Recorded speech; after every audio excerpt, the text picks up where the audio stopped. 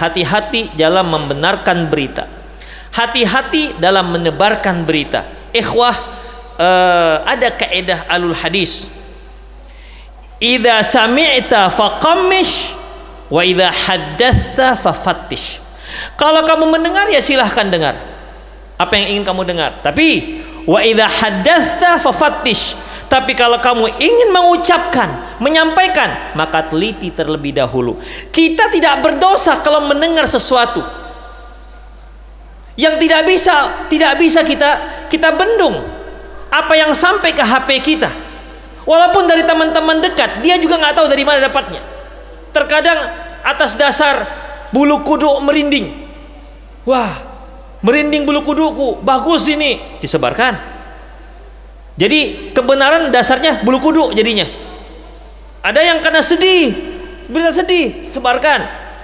Demikian ikhwah, kita nggak tahu, kadang-kadang orang-orang sekitar kita juga nggak bisa membedakan mana yang benar, mana yang batil.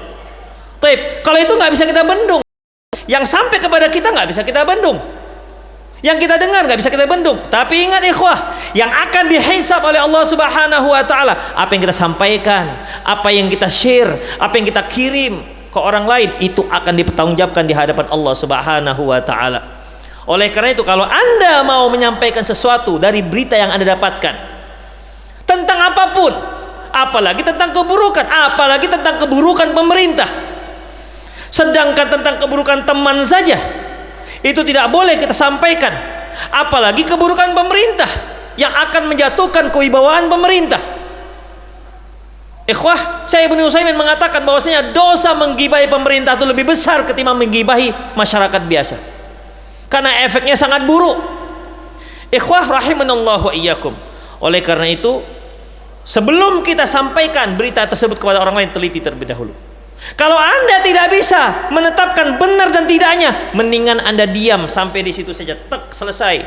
Jangan sampaikan ke orang lain dan jangan sebarkan ke orang lain. Kalau Anda khawatir terklik, terkirim, hapus dia, delete pada saat itu juga. Kalau Anda tidak bisa,